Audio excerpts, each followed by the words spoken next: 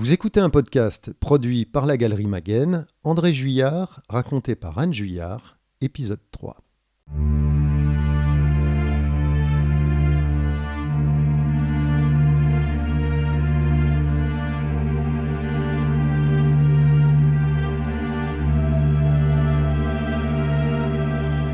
Si les 7 vies de l'épervier et le cahier bleu ont apporté reconnaissance et consécration à André Juillard, il nous faut maintenant évoquer d'autres œuvres majeures qu'il a dessinées, à commencer par les 3 albums qu'il a consacrés au personnage de Léna. Léna, c'est une femme qui a perdu son mari et son fils dans un attentat et qui, pour redonner un sens à sa vie, accepte de travailler pour les services secrets français. Léna sera publiée entre 2006 et 2020, et cette fois-ci, les albums seront scénarisés par Pierre Christin. Pierre Christin, c'est quelqu'un qui fait partie de notre entourage depuis très longtemps. Pierre a toujours été un grand admirateur du dessin d'André. On s'est rencontrés souvent dans des dîners sans qu'il ait les questions de travail ensemble. Et un jour, c'est venu. Et André, lui, il était un peu sur la réserve en se disant qu'il allait aborder des sujets qui tenaient beaucoup à Pierre, sur lequel il n'était pas sûr d'être à l'aise. Le terrorisme, c'est la géopolitique du moment, et puis le fond de terrorisme est quand même très présent. Donc c'était des sujets qu'il avait du mal peut-être à se dire comment il allait les mettre en image, et puis peut-être aussi intimidé par le fait qu'il se disait que Bilal, qu'il admirait beaucoup, avait fait des choses magnifiques avec Pierre, et que il est peut-être aussi une espèce... Qui ne serait pas à la hauteur ? Peut-être, oui. Peut-être moins à l'aise en tous les cas que pouvait l'être Bilal, ou même par rapport au sujet que lui proposait Pierre. Il y a eu quelque chose de déclencheur. Comme Pierre avait vécu pas mal à Berlin, il nous a fait une visite de Berlin absolument formidable et en même temps très émouvante. Je trouve que c'est une ville où on ne revient pas indemne. Et il s'est passé quelque chose et André s'est dit oui, je peux y aller. Et donc ils ont collaboré pendant 3 albums. Alors sur le dernier, il était moins à l'aise parce qu'il y avait beaucoup de scènes qui se passaient à l'intérieur. C'était au moment d'une conférence internationale. Et tout était à huis clos pratiquement. Donc je sais qu'André, il a eu beaucoup plus de mal à dessiner cet album que les autres. Par contre, ce qu'il a toujours aimé, c'est que l'héroïne, enfin c'était une femme, le personnage principal. Et je pense que Pierre avait bien compris que c'était important pour André que l'héroïne, enfin je ne sais pas si on appelle ça une héroïne dans ce contexte, devait être une femme. C'est ce qui a fait qu'André a pris du plaisir aussi à le dessiner cet univers qu'il n'avait jamais abordé. Mais dans les 7 vies de l'épervier, c'est aussi une héroïne. C'est Ariane, l'héroïne. C'est déjà une femme. Ah mais oui, mais je pense que de toute façon, même dans tout ce qu'il a fait, regardez le cahier bleu. Le cahier bleu, c'est une femme. Oui. Quand on regarde ses croquis, ses carnets, il y a énormément de femmes. On m'a souvent demandé si ça me gênait. Non, vraiment. Pourquoi ça vous gênerait ? Mais parce que les femmes sont représentées très belles, très diverses, très... je sais pas. Donc, et alors ? Où est-ce qu'il prenait ses modèles ? Je ne sais pas, dans son imagination, je ne sais pas, j'ai pas envie de me poser la question. Mais en tous les cas... Moi j'ai une hypothèse. Ah oui ? C'est quoi ? Je sais pas, quand je regarde les murs de votre salon, je vois plein de dessins, de paysages, de choses qui sont plus intimes, etc. Quelques dessins effectivement de sa production de BD, mais très peu. Et en tout cas, je ne vois ni Ariane, ni Léna, ni Louise, mais je vous vois vous. Et quand je regarde les yeux de Léna, je vois vos yeux. C'est ce qu'on m'a dit. D'ailleurs, je vais vous faire sourire. La première fois, on a fait le rapprochement entre moi et les dessins d'André. Je devrais dire le contraire, dessins d'André et moi plutôt. C'était au moment de la sortie du premier Cette vie de l'épervier. Je ne sais pas si vous vous souvenez de la couverture. C'est la mère d'Ariane qui est dans la neige et qui enveloppe son bébé et elle est morte. Et finalement, dans la deuxième, je crois que c'est peut-être la 2e ou 3e page, on arrive à comprendre que Ariane sera tellement la future héroïne. Et je vais chercher André, il était à une séance de dédicace à Clermont-Ferrand. Et on devait rentrer chez ses parents qui habitaient en Corrèze. Et j'étais dans la queue, puisqu'il y avait énormément de monde qui attendait. Et quelqu'un arrive et me dit, par hasard, vous n'êtes pas la compagne d'André Juillard ? Je dis, oui. Il me dit, j'ai lu l'album, c'est dommage qu'il vous fasse mourir en première page. Ça m'a laissé un peu perplexe, donc je dis, André, est-ce que c'est moi que tu as dessiné ? Il me dit, non, pas du tout, enfin, je vois pas, franchement. Donc je pense pas qu'il... Non, mais il y a des fois des choses qu'on fait sans s'en rendre compte. D'ailleurs, les yeux de Léna, de Louise, d'Ariane sont assez proches. Oui. Et ce sont les vôtres. Il y a mes yeux, il y a ceux de ma fille aussi, parce que ma fille a les yeux bleus. Et je pense que de temps en temps, oui, c'est inspiré peut-être de nous, les personnes les plus proches, mais voilà. Et il disait qu'il le faisait pas patiemment. On me fait occuper une place que je n'ai pas le sentiment vraiment de... Je sais pas. Oui, peut-être. En tout cas, on le voit. Et il dessine aussi des femmes fortes, des femmes puissantes, des femmes courageuses, qui prennent l'initiative, le lead, etc. Est-ce que vous correspondez à cette définition des femmes qui dessinaient ? La vie m'a appris à être forte, oui. Je pense que les événements qui ont été traumatisants dans ma jeunesse, enfin avant de connaître André, m'ont appris à surmonter les épreuves, et ça, je pense que ça a été quelque chose de salutaire aussi bien pour lui que pour moi. Dans la vie, oui, je crois que j'ai plutôt du caractère, c'est sûr. Bon, voilà, je ne sais pas si je peux dire que je suis une femme forte. Je suis une femme qui aime la vie, qui aime prendre des décisions, qui aime profiter de la vie, c'est sûr. Et je pense qu'André a aimé ça. Et c'est vrai que par rapport... Il s'est reposé sur vous ? Je dirais peut-être, oui, je ne sais pas. Je n'ai jamais eu le sentiment vraiment de ça. Je pense qu'on était très complémentaires, et c'est ça qui est intéressant. Vous le rassuriez ? Je le rassurais, mais quelque part, son calme aussi me rassurait. Moi, je suis quelqu'un plutôt pas volcanique, mais volubile, qui a besoin de bouger, qui a besoin d'exprimer les choses. André était beaucoup plus réservé que moi, très calme. Ça lui arrivait de se mettre en colère de temps en temps, mais très rarement. Moi, j'aurais été plutôt quelqu'un qui aurait pu militer, qui aurait été plutôt revendicatrice ou je sais pas quoi. Lui, ça a toujours calmé Vos ardeurs. Mes ardeurs, oui, c'est ça. Vos velléités. Mon velléité, voilà. Bon, moi, j'ai manifesté quand il fallait manifester. Lui, il n'aimait pas ça du tout. Et il comprenait la différence de tempérament. Mais je crois qu'on a des différences de tempérament qui nous ont beaucoup aidés l'un et l'autre. Je veux dire, je me souviens toujours, ce qui a été émouvant, c'est qu'on disait tout le temps, il n'y aurait pas d'André sans Anne, mais il n'y a pas de Anne sans André non plus. Je veux dire, le couple, il s'est fait comme ça, et je pense que l'un et l'autre, on y a trouvé ce qu'on espérait de la vie, quoi. Il n'empêche que vous étiez à la fois sa muse et son modèle. Je sais pas vraiment. On me dit beaucoup que oui, les dessins me ressemblent, mais est-ce que c'est pas le cas de toutes les femmes qui vivent à côté d'un... Mais pas que le dessin. Pas que le dessin. Les personnalités, les fortes personnalités des femmes qui dessinaient, qui souvent étaient plus fortes que les hommes, vous ressemblent. Alors, c'est pas toujours lui qui écrivait les histoires, hein, donc après, il les a montrées comme il a pu. Mais je crois qu'il était attiré par ce genre de femmes, oui. Donc je pense que dans sa vie, il a toujours été entouré de femmes qui avaient du caractère, comme il disait. Et je pense que oui, peut-être que je suis ce genre de femme, mais c'était pas machiste, pas du tout un macho, André. C'était quelqu'un qui avait comme priorité sa vie professionnelle. Je sais pas si on peut appeler ça une profession.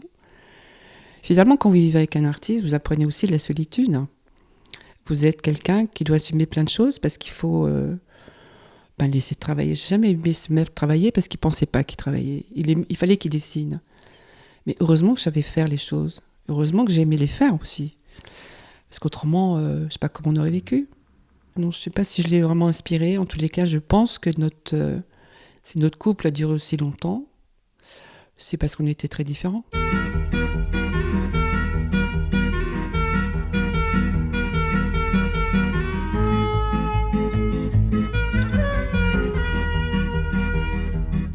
Parmi les autres albums importants que l'on peut citer dans l'œuvre d'André Juillard, il y a Mézec et Double 7, deux histoires scénarisées par Yann cette fois-ci. Mézec, c'est le nom des avions tchèques qui étaient pilotés par des Israéliens, mais aussi par des mercenaires étrangers, peu après la création d'Israël. Et Double 7 se déroule, lui, pendant la guerre d'Espagne. Deux thématiques et deux époques, en fait, qui sont chères au cœur d'André, mais aussi de son épouse. L'histoire de la création d'Israël l'a beaucoup intéressé.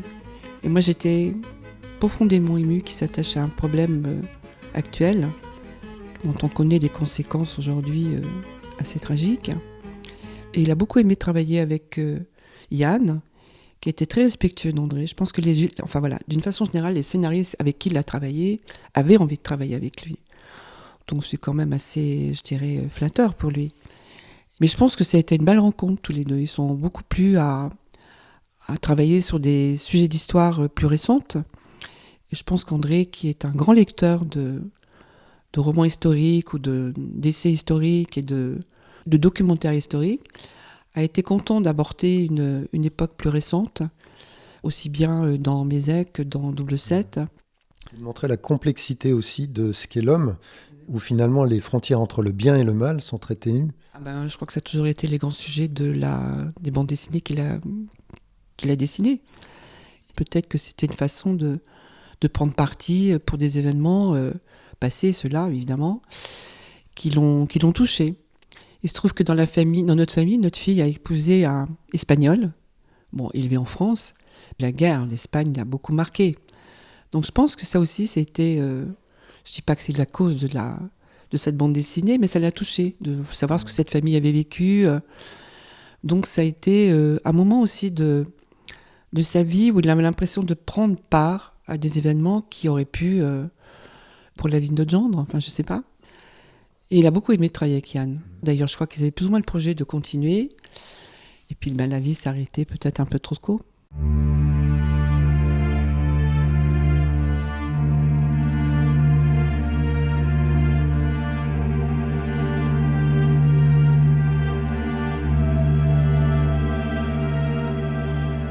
Oui, sa vie, elle va s'arrêter sur une ultime BD, un ultime album de Black et Mortimer cette fois-ci. Black et Mortimer qui sont les autres personnages célèbres qui ont contribué à la notoriété d'André. Tout commence en fait en 1998. Il accepte de faire partie de ceux qui vont faire revivre les héros de Jacobs, alors qu'il avait refusé pourtant une première fois en 1989. Il a été un jour appelé par les amis de Black et Mortimer, je crois. Il y a eu un album inachevé de Jacobs. Oui, les 3 formules du professeur Sato. On m'a demandé aussi, André, de le faire. Il a refusé de le faire.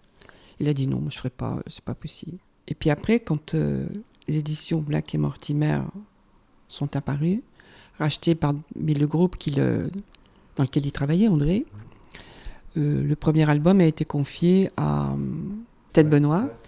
Et ils ont tout de suite pensé à faire une deuxième équipe, je crois. Ils appellent André, et dans la boucle, il y avait aussi Convar qui était intéressé. Enfin, on avait dit, est-ce que tu veux bien travailler en tandem avec Convar ? Didier Convar, et il y aura quelqu'un qui fera le scénario, ce ne sera pas vous. Il avait déjà travaillé avec Didier Convar au moment où il travaillait pour Formule 1, oui c'est ça, et Jean, ses débuts. Chez Fleurus. Et où il s'est dit, ou je le fais seul ou je le fais pas. Voilà. Donc André, il a appelé, au téléphone par je ne sais pas qui, aux éditions. Chez Dargaud. Chez Dargaud, en tous les cas, en lui demandant s'il serait intéressé à reprendre des Black et Mortimer. Donc il s'est demandé pourquoi. Et on lui a expliqué qu'il fallait mieux qu'il y ait 2 équipes, parce que je pense qu'il y avait une obligation de sortir un Black et Mortimer régulièrement. Et André, au début, a étudié la question, puis il m'en parle, il me dit, je crois que je vais accepter, parce que finalement, ça me plaît de faire ça, je veux bien le faire. Parce qu'il était fasciné par Jacob. Là, quand on voit sa bibliothèque... Il a tout lu, Jacobs. Il l'a lu très jeune. Il a continué à le lire. Il s'intéresse à son univers. Il y avait un côté Madeleine de Proust chez lui, non ? Complètement. Et puis le côté un peu anglais aussi, qui pour lui représentait l'élégance, le comble du chic, de l'élégance, de la sobriété aussi. Et la seule chose qu'il regrettait au départ, c'était qu'il n'y avait pas de femmes. Et d'ailleurs, c'est eux, avec Yves Sand, qui ont introduit des femmes. Et puis, il commence à lire le scénario qu'avait écrit Yves Sand, qui lui avait des fonctions, je crois, au Lombard, mais personne ne savait que c'était la même personne qui écrivait et qui travaillait. Et André était assez séduit par son scénario, donc il a dit, ok, on se rencontre. Et ça a commencé comme ça. C'était, comme vous dites, sa Madeleine de Proust. C'était quelque chose qu'il avait lu. Et puis même, quelque part, c'était continuer la ligne claire, ce qu'il a toujours aimé. C'est quand même sa marque de fabrique, André. Donc il a commencé à faire Black et Mortimer avec beaucoup de plaisir. Et même en se pliant au cahier des charges, quand même assez dur, avec un cadrage quand même, beaucoup de cases, beaucoup de textes. Ce qui d'ailleurs posait des contraintes de mise en page, etc. Il fallait vraiment tenir compte de la place du texte avant de pouvoir imaginer l'image, pratiquement. Je pense que ça a été aussi un exercice très différent de ce qu'il avait l'habitude de faire. Quelle relation il avait avec Yves Sand ? Ils ne se connaissaient pas avant ? Non, ils ne se connaissaient pas. Ils ont fait connaissance.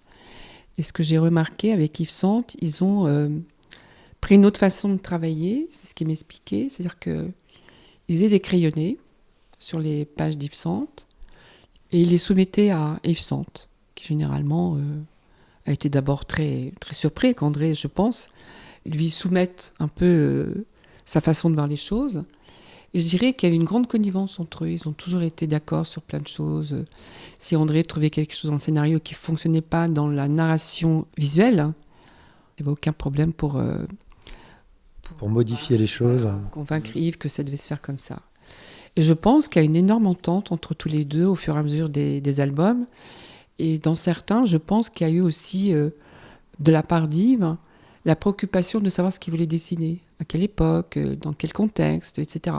Donc je pense qu'ils ont beaucoup parlé ensemble du scénario. C'est-à-dire que Yves Sand faisait aussi des scénarios sur mesure en fonction des souhaits d'André. Je pense que il a eu quand même de la liberté, oh Dieu merci, heureusement, parce que c'est quand même lui qui écrivait l'histoire. Mais souvent, oui, ils parlaient d'un début d'histoire ensemble. Après, ils sont même allés faire des repérages ensemble en Angleterre. Je crois qu'ils ont fait 2 voyages où ils se parlaient, ils discutaient, etc.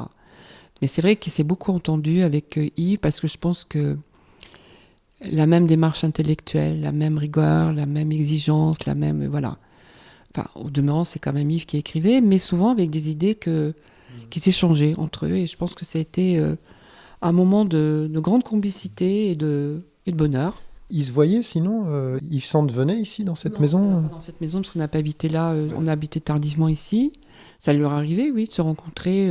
André, de temps en temps, il allait en Belgique pour le dédicacer. Hein, et à chaque fois, ils se retrouvaient, ils discutaient, etc. Ou Yves venait à Paris aussi pour les besoins de son travail. Ils se retrouvaient à déjeuner ou à dîner très couramment. C'était, je dis pas, c'était souvent, mais régulièrement, voilà. Et puis, ils s'échangeaient beaucoup par mail ce qu'ils pensaient, quoi. Donc, je crois qu'il y a eu une grande entente. D'ailleurs, Yves n'a pas manqué de me le dire une fois que André n'était plus là, que pour lui, c'était une pertinence parce qu'il n'a pas eu souvent ce genre de... Enfin, le même échange avec tous les sénateurs avec qui il a travaillé. Et pour dessiner les cases de Black et Mortimer, André Juillard va produire des centaines de crayonnés préparatoires sur de fragiles feuilles au format A4 qu'il empile ensuite dans des boîtes en carton. Comme pour d'autres de ses albums d'ailleurs, la création d'un Black et Mortimer, c'est un véritable travail de fourmi.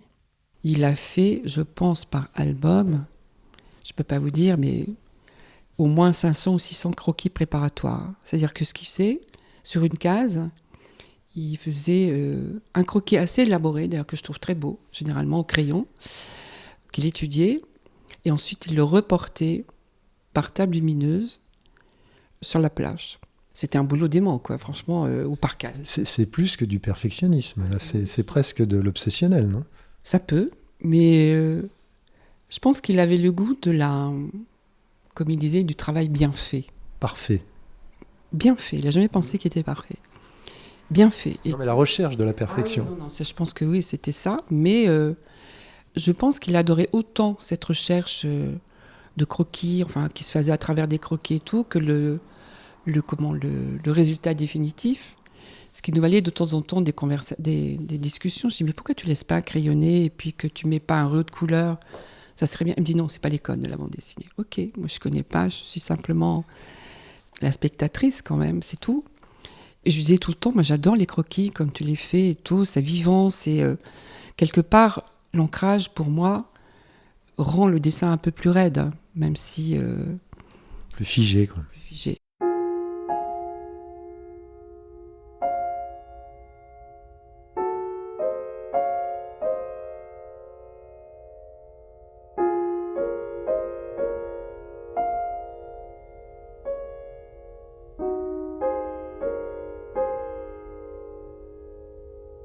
Quand il avait fini une planche, il la photocopiait.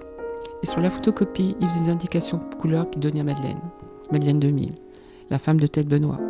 Donc il y a eu une entente, bonne entente, je crois, sur le choix, sur les couleurs données et rendues que Madeleine a faites.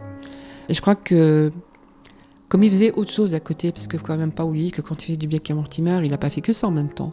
Il y avait toujours une alternance d'albums qui faisait que... Il n'aurait pas eu le temps de faire les couleurs. Il ne l'a pas regretté parce que je pense que, quelque part, dans les Black et Mortimer, c'est pareil, il y a des couleurs qui reviennent régulièrement et que je pense, dans une création qui lui est plus personnelle, il avait envie de faire les couleurs parce qu'il a eu l'impression qu'il y mettrait beaucoup plus sa patte que dans les couleurs de Black et Mortimer, peut-être pour des obligations de timing, mais aussi parce que finalement, il se disait que ça pouvait être délégué plus facilement. Et à chaque fois, Black et Mortimer est un succès commercial, les albums se vendent très bien, mais tout comme ceux des autres dessinateurs de la série finalement, qu'il s'agisse de Ted Benoît, d'Antoine Aubin et des autres, André Juillard est devenu en fait un dessinateur parmi d'autres. La marque semble plus forte que les auteurs, et pourtant s'il respecte les codes de Jacobs, eh bien André n'a jamais vraiment fait du Jacobs. Il a toujours imprimé son style, et pour les connaisseurs, un Black et Mortimer dessiné par lui, eh bien c'est d'abord un album de Juillard. Je pense que dans les librairies, je peux vous dire, oui, ça c'est du Juillard et ça l'est pas, dans les Black et Mortimer. Ah ben c'est ce qui frappe, hein, c'est qu'il y a la patte Juillard, et même Blake et Mortimer n'ont pas tout à fait la même physionomie, compris chez Antoine Aubin, qui est beaucoup plus proche de ce que faisait Jacob. Ouais, c'est ça. Ben oui, non, je crois qu'on reconnaît sa patte, et moi c'est ce que j'ai toujours voulu. Alors c'est ambivalent parce que finalement il y a des lecteurs qui le lui reprochent en disant c'est du Juillard. En disant que son dessin en faisant du Black et Mortimer était devenu plus rigide. Il y a un ou deux scénaristes qui ont dit la même chose, avec lesquels il a travaillé, et ça je crois qu'il l'a pas du tout admis. Il me dit non, quand tu fais du Black et Mortimer, tu as quand même un cahier des charges précis, mais tu t'y plies ou bien tu t'en éloignes complètement. Et d'ailleurs, je pense que dans les derniers Black et Mortimer, il s'est un peu éloigné de ça. Il y a plus de souplesse, plus de liberté, je pense. Mais oui, c'est pas tant ses lecteurs que les gens de son entourage, de ses amis, qui l'ont un peu critiqué, oui, il faut dire. Qui l'ont dit, ah bon, mais tu fais ça, et pourquoi, quel intérêt, etc. Ou bien, tu trouves pas que ton dessin a changé depuis que tu fais du Black et Mortimer ? Et moi, je leur disais, ou André leur disait, attendez, je fais du Black et Mortimer, mais je peux vous garantir qu'à côté, je fais ce que j'ai l'habitude de faire, des carnets, des dessins pour je sais pas quoi, enfin pour des tas de différents ouvrages. Par exemple, quand il a fait les 36 000 de la Tour Eiffel, franchement, c'était en même temps. Mais c'est vrai que j'ai entendu dire ça souvent. Vous ne trouvez pas que le dessin, c'est un peu devenu plus raide, hein ? Non.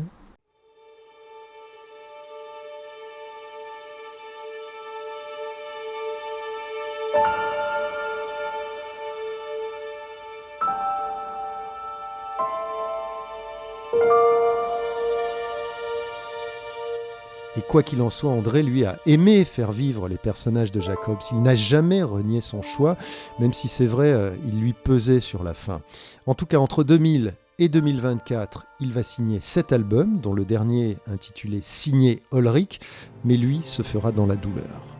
Il a commencé à être malade en septembre 2023. Il avait commencé Black et Mortimer, mais il était loin de l'avoir fini. Et quand il était entre deux chimios, il montait dans son atelier, mais il travaillait 2-3 heures, il ne pouvait pas plus. Il y a eu cette période de rémission entre janvier, février, mars.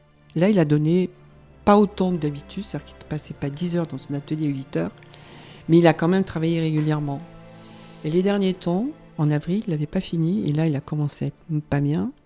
Et là, il n'était pas content. Il me disait, moi, c'est pas du tout ce que je fais d'habitude, etc. Moi, très sincèrement, qui regardait avec beaucoup plus d'attention, parce que quelque part, je savais que ça serait le dernier album qu'il ferait de sa vie. Je me suis dit, mais non. Donc, il n'était pas satisfait du dernier album au niveau graphique, je pense. Un des albums qu'il a beaucoup aimé, c'est Le Serment des 5 Lords. Il trouvait que l'histoire était bien menée, etc. Il était content du dessin. Laurence d'Arabie, enfin. Laurence d'Arabie. Je pense que ceux où il a été moins satisfait, peut-être, c'est pas La Machination Voronov, le suivant. Les sarcophages du 6e continent. Je crois que là, il a moins aimé l'histoire, je crois.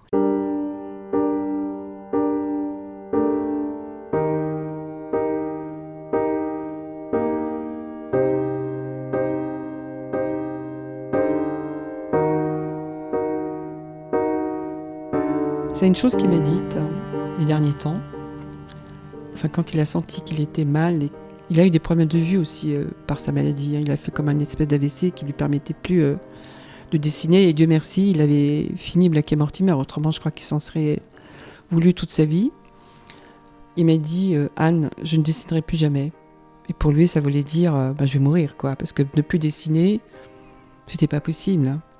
Et donc, le dernier mois, il avait des troubles de la vue. Il était satisfait de savoir que Black et Mortimer était rendu, que la couverture était faite.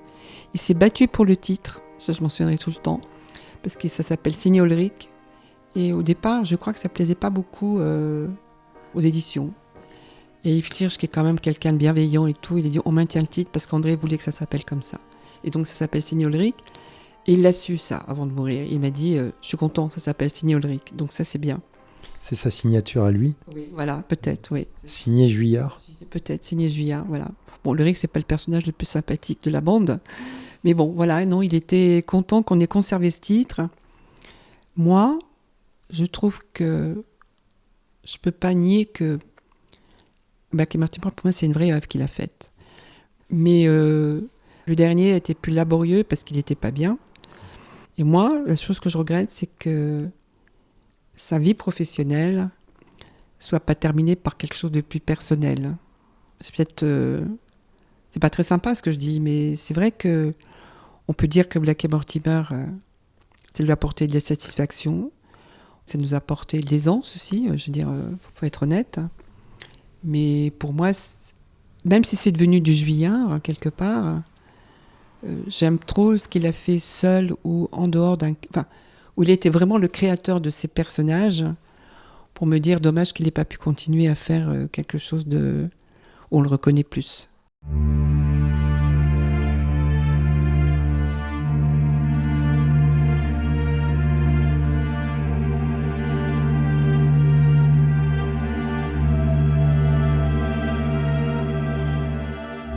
André Juillard décédera le 31 juillet 2024.